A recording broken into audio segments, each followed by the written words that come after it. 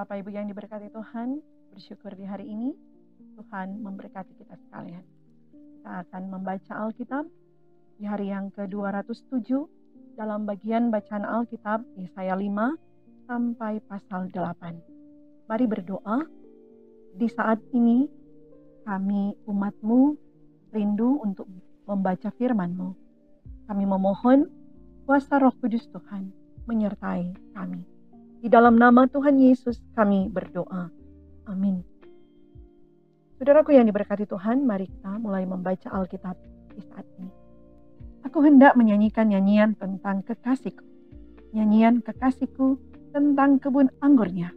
Kekasihku itu mempunyai kebun anggur di lereng bukit yang subur. Ia mencangkulnya dan membuang batu-batunya dan menanaminya dengan pohon anggur pilihan. Ia mendirikan sebuah menara jaga di tengah-tengahnya dan menggali lubang tempat memeras anggur. Lalu dinantinya supaya kebun itu menghasilkan buah anggur yang baik, tetapi yang dihasilkannya ialah buah anggur yang asam. Maka sekarang, hai penduduk Yerusalem dan orang Yehuda, adililah antara aku dan kebun anggurku itu. Apatah lagi yang harus diperbuat untuk kebun anggurku itu, yang belum ku perbuat kepadanya? Aku menanti supaya dihasilkannya buah anggur yang baik. Mengapa yang dihasilkannya hanya buah anggur yang asam? Maka sekarang aku mau memberitahukan kepadamu apa yang hendak kulakukan kepada kebun anggurku itu. Aku akan menebang pagar durinya hingga kebun itu dimakan habis dan melanda temboknya hingga kebun itu diinjak-injak. Aku akan membuatnya ditumbuhi semak-semak, tidak dirantingi dan tidak disiangi, hingga tumbuh putri malu dan rumput. Aku akan memerintahkan awan-awan, supaya jangan diturunkannya hujan ke atasnya. Sebab kebun anggur Tuhan semesta alam, ialah kaum Israel, dan orang Yehuda ialah tanam-tanaman kegemarannya. Dinantinya keadilan, tetapi hanya ada kelaliman. Dinantinya kebenaran, tetapi hanya ada keonaran. Celakalah mereka yang menyerobot rumah demi rumah, dan mencekau ladang demi ladang, hingga tidak ada lagi tempat bagi orang lain dan hanya kamu sendiri yang tinggal di dalam negeri. Di telingaku terdengar firman Tuhan semesta alam. Sesungguhnya banyak rumah akan menjadi sunyi sepi. Rumah-rumah yang besar dan yang baik tidak akan ada penghuninya. Sebab kebun anggur yang luasnya 10 hari membajak akan menghasilkan hanya 1 bat anggur, dan 1 homer benih akan menghasilkan hanya 1 eva gandum. Celakalah mereka yang bangun pagi-pagi dan terus mencari minuman keras, dan duduk-duduk sampai malam hari, sedang badannya dihangatkan anggur. Kecapi dan gambus, rebana dan suling, serta anggur terdapat dalam perjamuan-perjamuan mereka. Tetapi perbuatan Tuhan tidak dipandangnya, dan pekerjaan Tuhan tidak dilihatnya. Sebab itu umatku harus pergi ke dalam pembuangan, oleh sebab mereka tidak mengerti apa-apa. Orang-orang yang mulia akan mati kelaparan, dan halayak ramai akan menderita kehausan. Sebab itu dunia orang mati akan membuka kerongkongannya, lapang-lapang, dan akan mengangangkan mulutnya lebar-lebar dengan tiada terhingga, hingga lenyap ke dalamnya segala kesemarakan dan keramaian Yerusalem, segala kegaduhannya, dan orang-orang yang bersukaria di kota itu. Maka manusia akan ditundukkan, dan orang akan direndahkan. Ya, orang-orang sombong akan direndahkan. Tetapi Tuhan semesta alam akan ternyata maha tinggi dalam keadilannya, dan Allah yang maha kudus akan menyatakan kekudusannya dalam kebenarannya. Maka domba-domba akan makan rumput di situ, seperti di padangnya sendiri, dan kambing-kambing akan mencari makan dalam reruntuhan gedung-gedung orang kaya. Celakalah mereka yang memancing kesalahan dengan tali kedustaan dan dosa seperti dengan tali gerobak, yang berkata, baiklah Allah lekas-lekas dan cepat-cepat melakukan tindakannya, supaya kita lihat, dan baiklah keputusan yang maha kudus Allah Israel datang mendekat supaya kita tahu. Celakalah mereka yang menyebutkan kejahatan itu baik dan kebaikan itu jahat, yang mengubah kegelapan menjadi terang dan terang menjadi kegelapan, yang mengubah pahit menjadi manis dan manis menjadi pahit. Celakalah mereka yang memandang dirinya bijaksana, yang menganggap dirinya pintar. Celakalah mereka yang menjadi jago minum dan juara dalam mencampur minuman keras. yang membenarkan orang fasik karena suap, dan yang memungkiri hak orang benar. Sebab itu seperti lidah api memakan jerami, dan seperti rumput kering habis lenyap dalam nyala api, demikian akar-akar mereka akan menjadi busuk, dan kuntumnya akan beterbangan seperti abu. Oleh karena mereka telah menolak pengajaran Tuhan semesta alam, dan menista firman yang Maha Kudus Allah Israel.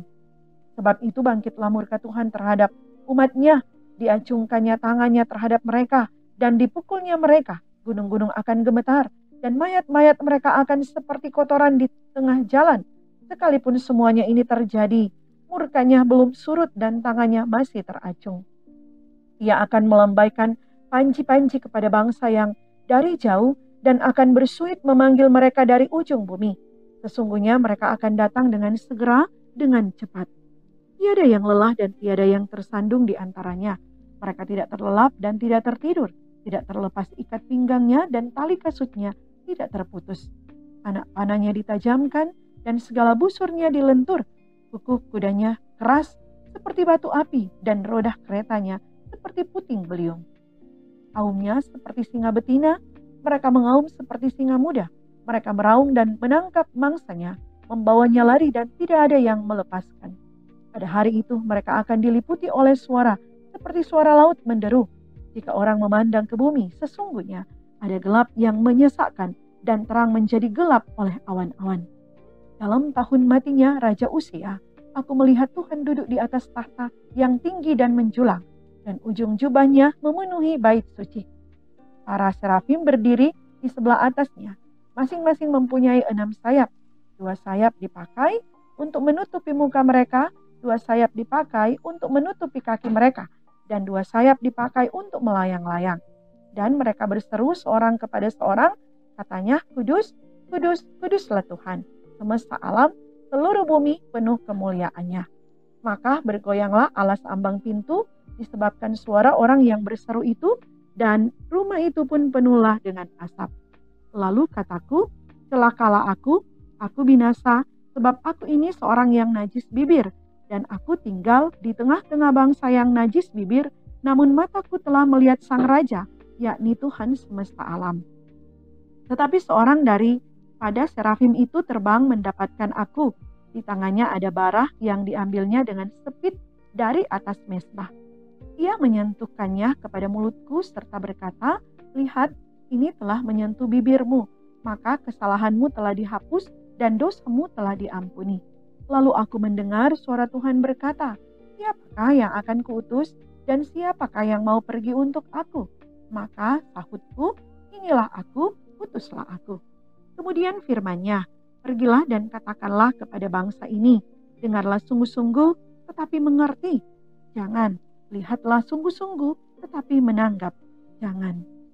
Buatlah hati bangsa ini keras dan buatlah telinganya berat mendengar dan buatlah matanya melekat tertutup, supaya jangan mereka melihat dengan matanya dan mendengar dengan telinganya dan mengerti dengan hatinya, lalu berbalik dan menjadi sembuh.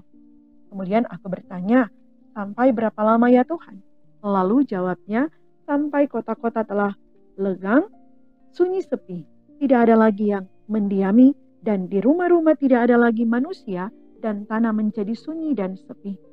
Tuhan akan menyingkirkan manusia jauh-jauh, sehingga hampir seluruh negeri menjadi kosong.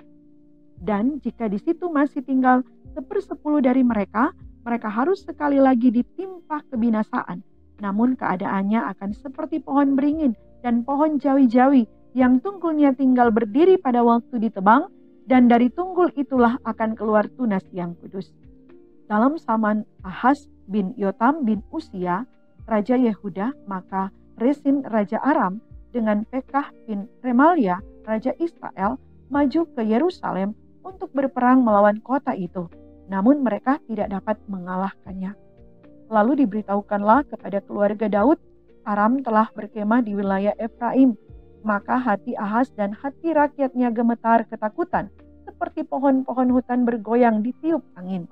Berfirmanlah Tuhan kepada Yesaya, baiklah engkau keluar menemui Ahaz, engkau dan Shear Yasyub, anakmu laki-laki ke ujung saluran kolam atas, ke jalan raya pada padang tukang penatu. dan katakanlah kepadanya, teguhkanlah hatimu dan tinggallah tenang, janganlah takut dan janganlah hatimu kecut, karena kedua puntung kayu api yang berasap ini, yaitu kepanasan Amara Resin dengan Aram dan anak Remalia. Oleh karena Aram dan Efraim dengan anak Remalia telah merancang yang jahat atasmu dengan berkata, marilah kita maju menyerang Yehuda dan menakut-nakutinya serta merebutnya. Kemudian mengangkat anak Tabeel sebagai raja di tengah-tengahnya. Maka beginilah firman Tuhan Allah, tidak akan sampai hal itu dan tidak akan terjadi. Sebab Damsyik ialah ibu kota Aram dan Resin ialah kepala Damsyik. Dalam 65 tahun Efraim akan pecah, tidak menjadi bangsa lagi. Dan Samaria ialah ibu kota Efraim dan anak Remalia ialah kepala Samaria. Jika kamu tidak percaya, sungguh kamu tidak teguh jaya. Tuhan melanjutkan firman-Nya kepada Ahaz, katanya, mintalah suatu pertanda dari Tuhan Allahmu. Biarlah itu sesuatu dari dunia orang mati yang paling bawah atau sesuatu dari tempat tertinggi di atas. Tetapi Ahaz menjawab, aku tidak mau meminta, aku tidak mau mencobai Tuhan. Lalu berkatalah Nabi Yesaya, baiklah dengarkan hai keluarga Daud, belum cukupkah kamu melelahkan orang hingga kamu melelahkan Allahku juga? Sebab itu Tuhan sendirilah yang akan memberikan kepadamu suatu pertanda bahwa sesungguhnya seorang perempuan muda mengandung dan akan melahirkan seorang anak laki-laki, dan ia akan menamakan dia Immanuel. Ia akan makan dadi dan madu sampai ia tahu menolak yang jahat dan memilih yang baik. Sebab sebelum anak itu tahu menolak yang jahat dan memilih yang baik, maka negeri yang kedua rajanya engkau takuti akan ditinggalkan kosong. Tuhan akan mendatangkan atasmu dan atas rakyatmu dan atas kaum keluargamu hari-hari seperti yang sebelum pernah datang sejak Efraim menjauhkan diri dari Yehuda, yakni Raja Asyur. Pada hari itu akan terjadi, Tuhan bersuit memanggil lalat yang ada di ujung anak-anak sungai Nil dan memanggil lebah yang ada di tanah Asyur. Dan semuanya akan datang hinggap di lembah-lembah yang terjal dan di celah-celah bukit-bukit batu, di segala pagar duri dan di segala tanah penggembalaan. Pada hari itu, dengan pisau cukur yang dipinjam dari seberang sungai Efrat, yakni Raja Asyur, Tuhan akan mencukur kepala dan bulu paha. Bahkan pisau itu akan melenyapkan janggut juga. Pada hari itu, setiap orang akan memiara seekor lembu betina yang muda dan 2 ekor domba. Dan karena banyaknya susu yang dihasilkan, mereka akan makan dadi. Sungguh, dadi dan madu akan dimakan oleh setiap orang yang masih tinggal di dalam negeri.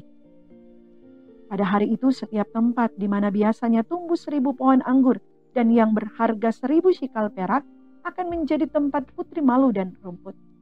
Orang pergi ke sana terpaksa membawa anak-anak panah dan busur, sebab putri malu dan rumput belaka seluruh negeri itu. Dan engkau tidak berani pergi ke segala lereng gunung yang biasanya dicangkul karena takut akan putri malu dan rumput. Di situ hanya lembu dan domba akan berkeliaran. Berfirmanlah Tuhan kepadaku, ambillah sebuah batu tulis besar dan tuliskanlah di atasnya dengan tulisan biasa, Maher Shalal Hasbaz. Maka aku memanggil 2 saksi yang dapat dipercaya, yaitu Imam Uria dan Sakaria bin Yeberekyah. Kemudian aku menghampiri istriku, ia mengandung dan melahirkan seorang anak laki-laki. Lalu berfirmanlah Tuhan kepadaku, namailah dia Maher Shalal Hasbaz. Sebab sebelum anak itu tahu memanggil bapa, ibu, maka kekayaan Damsyik dan jarahan Samaria akan diangkut di depan Raja Asyur. Tuhan melanjutkan lagi firman-Nya kepadaku, oleh karena bangsa ini telah menolak air Siloa yang mengalir lambat dan telah tawar hati terhadap Resin dan anak Remalia, sebab itu sesungguhnya Tuhan akan membuat air sungai Efrat yang kuat dan besar meluap-luap atas mereka, yaitu Raja Asyur dengan segala kemuliaannya. Air ini akan meluap melampaui segenap salurannya dan akan mengalir melampaui segenap tebingnya, serta menerobos masuk ke Yehuda, ibarat banjir yang meluap-luap hingga sampai ke leher, dan sayap-sayapnya yang dikembangkan akan menutup seantero negerimu ya Immanuel. Ketahuilah bangsa-bangsa dan terkejutlah, perhatikanlah ya segala pelosok bumi. Berikat pingganglah dan terkejutlah, berikat pingganglah dan terkejutlah. Buatlah rancangan, tetapi akan gagal juga. Ambillah keputusan, tetapi tidak terlaksana juga, sebab Allah menyertai kami. Sebab beginilah firman Tuhan kepadaku, ketika tangannya menguasai aku dan ketika Ia memperingatkan aku, supaya jangan mengikuti tingkah laku bangsa ini, jangan sebut persepakatan segala apa yang disebut bangsa ini persepakatan, dan apa yang mereka takuti, janganlah kamu takuti, dan janganlah gentar melihatnya. Tapi Tuhan semesta alam, Dialah yang harus kamu akui sebagai yang kudus. Kepadanya lah harus kamu takut dan terhadap Dialah harus kamu gentar. Ia akan menjadi tempat kudus, tetapi juga menjadi batu sentuhan dan batu sandungan bagi kedua kaum Israel itu, serta menjadi jerat dan perangkap bagi penduduk Yerusalem.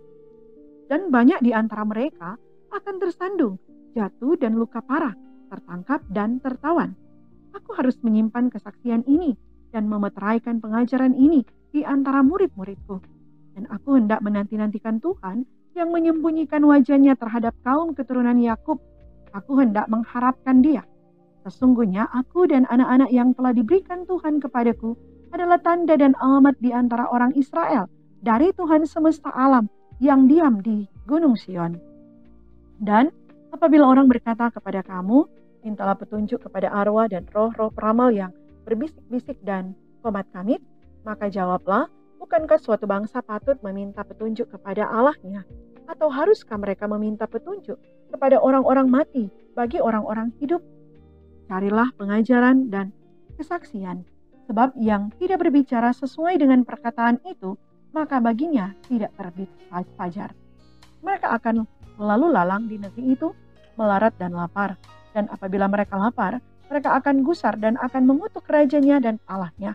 Mereka akan menengadah ke langit dan akan melihat ke bumi, dan sesungguhnya hanya kesesakan dan kegelapan, keseraman yang mengimpit, dan mereka akan dibuang ke dalam kabut. Tapi tidak selamanya akan ada kesuraman untuk negeri yang terhimpit itu. Kalau dahulu Tuhan merendahkan tanah Sebulon dan tanah Naftali, maka di kemudian hari Ia akan memuliakan jalan ke laut, daerah seberang sungai Yordan, wilayah bangsa-bangsa lain. Sampai demikian bacaan firman, mari berdoa. Terima kasih Tuhan Yesus, Engkau telah sertai kami membaca Alkitab di saat ini.